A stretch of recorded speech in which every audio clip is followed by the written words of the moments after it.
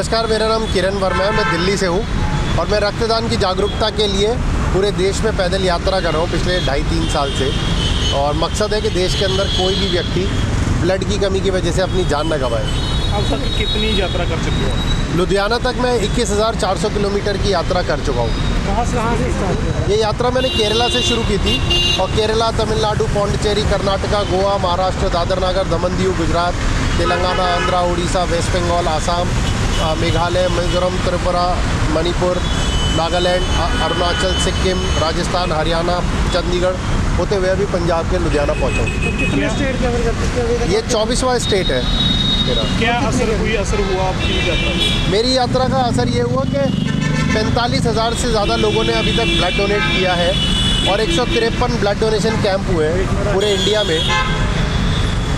तो इस यात्रा की वजह से 153 ब्लड डोनेशन कैंप हुए हैं और जिसके अंदर 45,000 से ज़्यादा लोगों ने ब्लड डोनेट किया है और 15-16 हज़ार वो लोग हैं जिन्होंने खुद से जाके ब्लड डोनेट किया है। ना सिर्फ ये, बल्कि देश के 13 ज़िलों में जहाँ पहले कभी ब्लड बैंक ही नहीं था, आज वहाँ ब्लड बैंक है। आपको कैसे लगा ये यात्रा करनी चाहिए, जागरूकता फैलानी चाहिए? तो ये यात्रा करने के पीछे 2 कारण हैं। पहला कारण था जब मेरा 2016 में ब्लड बेच दिया गया था एक महिला को, इलाज करा रही थी और मुझे जब पता चला कि काला बाज़ारी के चलते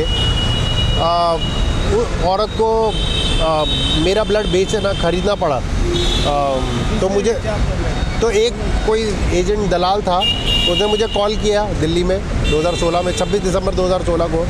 जब उसने कॉल किया और उसने बताया कि रायपुर छत्तीसगढ़ से एक गरीब परिवार है, उसको ब्लड की ज़रूरत है, तो मैं जाके ब्लड दे दिया।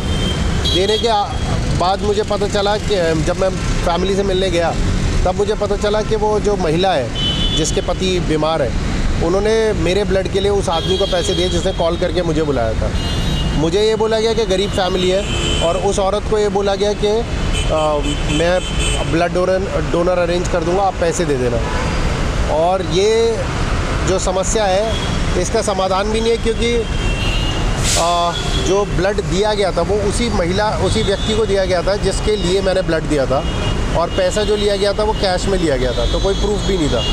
आपने खुद कभी ब्लड डोनेट किया है? हाँ, मैं 49 बार ब्लड डोनेट कर चुका हूँ, 85वीं बार देना है, लेकिन अभी हीमोग्लोबिन कम है तो मैं अभी नहीं दे पाया।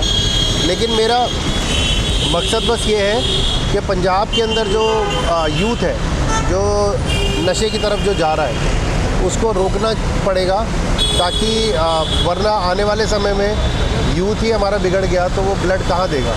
और जो लोग नशा करते हैं उन सबसे अनुरोध है कि आप सब लोग सिर्फ अपने लिए भी अगर करना चाहें तो भी देश का हम बहुत भला कर सकते हैं। आप अपने लिए भी अगर नशे को छोड़ें तो काफ़ी रहेगा।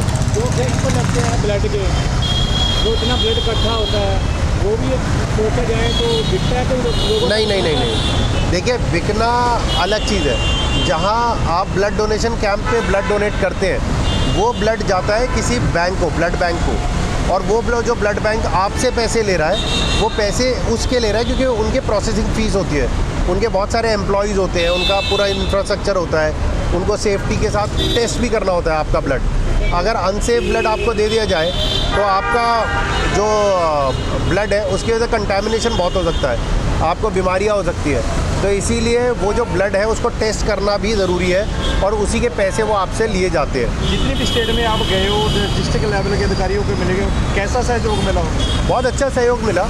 लुधियाना में चूँकि आज डीसी सर नहीं है आपके लुधियाना में अवेलेबल, तो मैं उनसे नहीं मिल पाया, लेकिन मैं चाहूँगा कि अगर वो मेरी आवाज़ सुन रहे हैं और मेरी आवाज़ वहाँ तक पहुँचे तो मैं चाहूँगा कि लुधियाना के अंदर, लुधियाना के आसपास के जो एरिया है उनमें ना सिर्फ ब्लड डोनेशन को थोड़ा सा अवेयरनेस फैलाएं, बल्कि साथ ही साथ वहाँ पर यूथ को नशे से दूर करने के भी कुछ वाजिब तरीके देखे जाएं, ताकि वो लोग आने वाले भावी पीढ़ी को ब्लड डोनेट करने में एंगेज कर सकें और एक अच्छा यूथ हम तैयार कर सकें। जब से आप यात्रा पर निकले तो आपका रूटीन का सिस्टम क्या है? रूटीन ये है, सुबह 5 बजे उठ जाता हूँ और चलने लगता हूँ।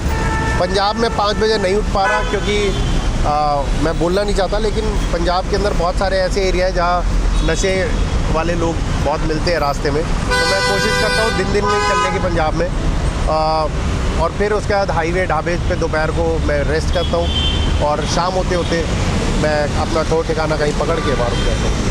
खाना पीने का कैसे समय रहते कहाँ तो? तो अलग अलग जगह, कहीं होटल है तो होटल रुक जाता हूँ, कई जगह होटल नहीं होते तो वहाँ लोग आसरा देते हैं, फिर भी नहीं होता तो भगवान का आसरा है, गुरुद्वारे हैं, मंदिर है, मस्जिद है, मिल जाते हैं कहीं ना कहीं, तो वहाँ आसरा ले लेते हैं। जैसे भी आपने कहा जब से पंजाब में हो कहीं था आपको कई जगह पर नशेड़ी भी मिले हैं, तो कहाँ ये घटना हुई है? तो पटियाला तक तो कोई प्रॉब्लम नहीं थी। पटियाला से जब मैं संगरूर जा रहा था तो वहाँ जो जंगली टाइप का एरिया ना, जंगल टाइप का एरिया जो बीच में संगरूर और या वहाँ पर 4-5 लड़कों ने मुझे चोरी करने की कोशिश की थी, लेकिन वो किस्मत मेरी अच्छी है और उनकी बुरी कि वो उस वक्त नशे में थे और मैंने सिर्फ उनको धक्का दिया, वो बेचारे उठ भी नहीं पाए।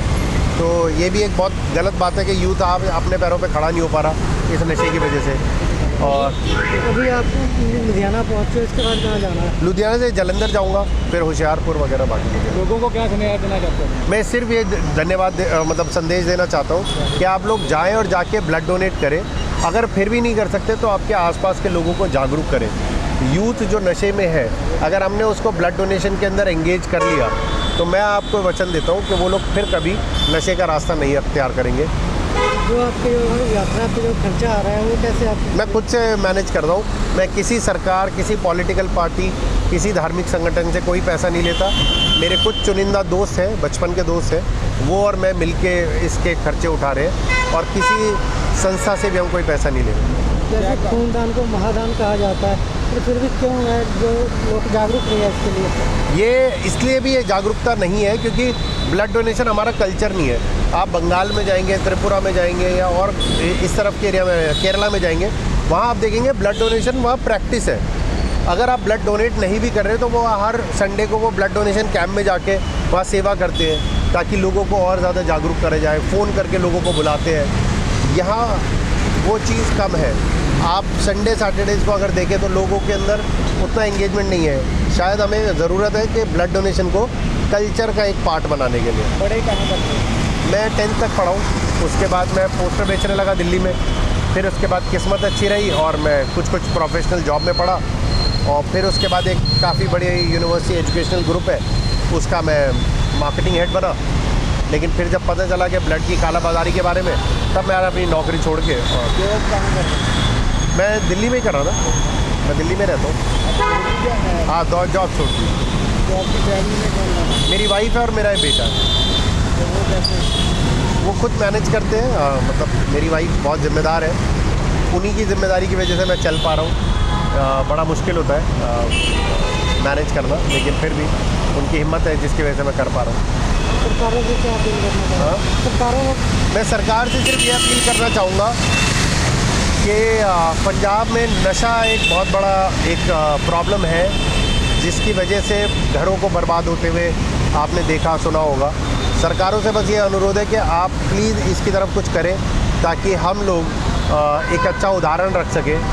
मान साहब से ये बोलूँगा कि मान साहब, आपने जिस वचन के साथ आप आए थे, आप थोड़ा सा प्लीज़ उसकी तरफ ध्यान दीजिए और युवा को एंगेज कीजिए ताकि वो नशे से बाहर आ सके।